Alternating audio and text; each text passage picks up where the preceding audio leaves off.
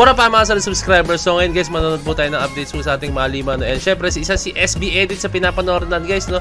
Subscribe kayo dyan and lagi nyo silang susuportahan yung mga tunay na sumusuporta sa ating mga lima and sa mga tunay na sumusuporta sa ating P-pop community guys, no? And guys, this is my way na para makahingi tayo ng updates or maging aware tayo sa mga updates, no? And sabay-sabay tayo guys, panoorin natin yung mga videos ni SB Edit, no? So all credits sa kanya lahat to guys, nasa all credits sa kanya lahat.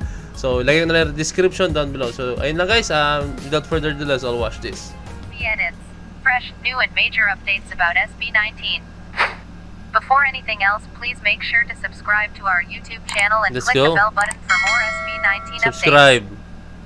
18. We are back again to give you the latest updates about SB19, and we got another solo member international feature achievement as Philip was featured on one of Real Sound's article, a media and news company based in Japan, with the article headline of Philip, who is pushing forward to the top of the Philippine music scene, has a love yourself message in his new song Fake Faces. Congratulations SB19X18, most especially to Philip, and thank you Real Sound for this feature. Grabe, no? Guys, isipin nyo naman po, no? Ating mahalima kung saan na talagang bansa nakakaabot yung mga balita na ganito. And isipin nyo guys, no? Hindi naman natin masabi na talagang hindi sila gumagawa ng action as in, no? Talagang nakikita nyo talagang grind po talaga sila, no?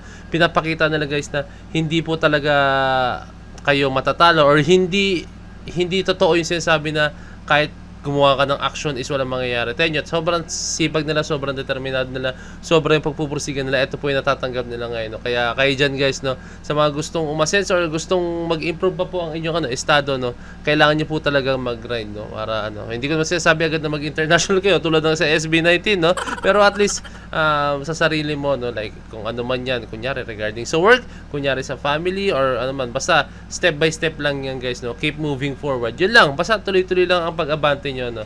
And wala naman siguro masama kung kung itutuloy nyo isang bagay na nasimulan nyo na, no. Basta wag kayong susuko. Yun lang naman ang pinakakipalagi guys, eh. Wag kayong susuko sa mga bagay-bagay na. Kasi once na sumuko po kayo is wala na, as in dead end na, no. Simulan pag sa isang linggo, pag tinigil mo yan ng isang araw lang guys, no, tuloy-tuloy na yan. Kaya dapat tuloy-tuloy tayo. Okay, next. We are back again to give you the latest updates about SB19, and we got another amazing solo member achievement to give you 18, as SB19's Justin is the front cover artist for Nylon Manila. Wow. My Zine Maiden Issue. The article about this maiden issue was headlined Justin and Self-Love in the Social Media Era. Congratulations SB19X18, most especially to our bunso Justin. For those who wanted to purchase a copy for this issue, we will attach the link on where to purchase in the pinned comment of this video. Wow! Grabe naman ng ating Ja. As in, hindi ko in-expect yun guys. Hindi ko in-expect kasi talagang si Ja is parang gusto niya i-dominate. Parang ko lang this is just my own opinion guys, na gusto niya i-dominate yung music scene, pero alam mo yun, ganito. Tingnan yung itsura ni Ja guys. Tingnan yung itsura ni Ja. Wow. Bagay na bagay siya sa mga ganito. Si Justin, bagay na bagay po talaga, no? Yung aura niya, yung passion niya talaga guys, no? Passion as in yung passion, hindi fashion Pero sige, yung fashion din guys. Ito yung fashion niya guys, no? Napaka talaga as in. Syempre, even though alam natin meron siyang wardrobe dyan, no? Wardrobe designer, tama ba? Wardrobe designer kasi nag-ubi sa kanya, and then yung mga everything niya, yung earrings niya ngangas guys, oh. I mean, yung looks niya, basta looks niya, no? sorry. Excuse me. Overall looks niya talaga, no? Talaga meron siyang, nag-asikaso dyan, no? Pero, hindi naman, ibig sabihin na inayusan ka is, okay yung itsura mo dahil inayusan ka. Hindi, talagang, yung personality, yung characteristic po talaga niya is talagang fitting po talaga sa mga ganyan. Sobrang fitting po sa mga ganyan, no? Kaya, ang solid lang guys, no, na si Ja, talagang, pati yung ganto larangan talagang dina-dominate niya, no. Kaya sana po talaga guys, no, is marami pong achievements na matanggap po si Ja, no. And yun na namang hilig natin is yung marami siyang achievements na matanggap, no, as a solo artist, no. Ayun. Para ma-prove niya sa sarili niya na, okay, kaya ko rin pala kahit hindi ko kasama ang aking mga brothers. Pero iba pa rin guys, pag kasama mo at ang Mahalima, no, yung mga achievements na magagawa nila together, no. Iba pa rin yun guys, tandaan nyo. Iba pa rin yung ma-achieve mo ang isang bagay na kasama mo yung mga taong nakasama mo noong umpisa pa lang, no. SB19, and we got another 2 achievement for SB19's latest collaboration single, Moonlight, on Spotify. First, Moonlight has now achieved more than 3 million streams on Spotify.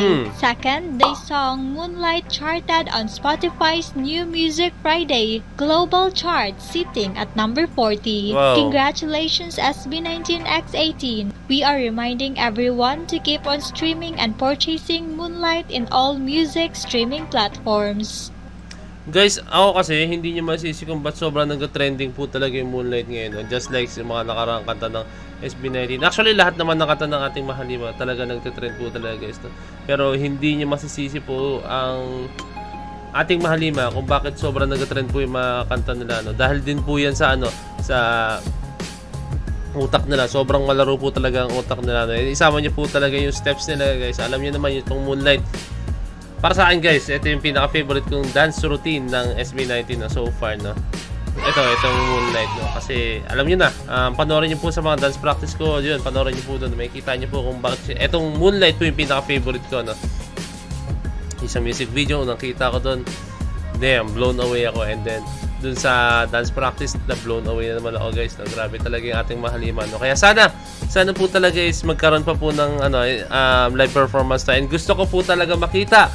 And I think it's a challenge po sa ating Mahalima, no, pag pinerform po ito ng live performance, no. Kasi kahit ako hindi ko alam guys kung paano nila i-perform ng live performance, no. Pero para sa akin may idea ako na nakuha, which is may camera sila or kaya i-perform nila pero biglang lalabas ng BTR sa likod or sa screen sa likod, no.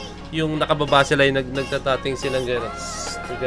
Yung nakabasa na circular motion, no. Pwede yun habang sumasayaw sila. So binibigyan natin ng idea ng ating Mahalima, no. And pero sana makatulong, sana makarating sa ating Mahalima. Pero I think naman sa grabe kung paano malaro yung utak po ni Sir J. And Sir J, the choreographer SB19, no.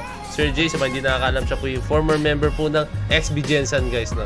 And sa mga hindi nakakaalam guys, no, siya po yung yung choreographer po ng SB19, no, dun sa Moonlight guys, no. Actually ang dami na rin yung sa Mana, yung sa Bazinga, ewan ko lang guys yung iba pa, no. Pero so far ito po yung mga kinoreograph ni Sir J, no. Comment down below guys kung ano pa yung mga kinanta na kinover po ni Sir J sa ating Mahalima, no. And para yung iba dyan is maliwanagan guys na iba talaga yung caliber ni Sir J. At karapat dapat po talaga siya na maging choreographer po nating Mahalima. Kasi iba rin po talaga yung utak niya as in. And pag nag-brainstorming sila, grabe yung malalabas na resulta. And nakita niya na sa Moonlight guys, no. And sa mga nagdududa dyan, ewan ko, basta ako, this is my favorite dance routine po ng SB19, no. Music video, mas gusto ko yung ganun kasi mas stay put, mas nakikita mo yung sayaw, no.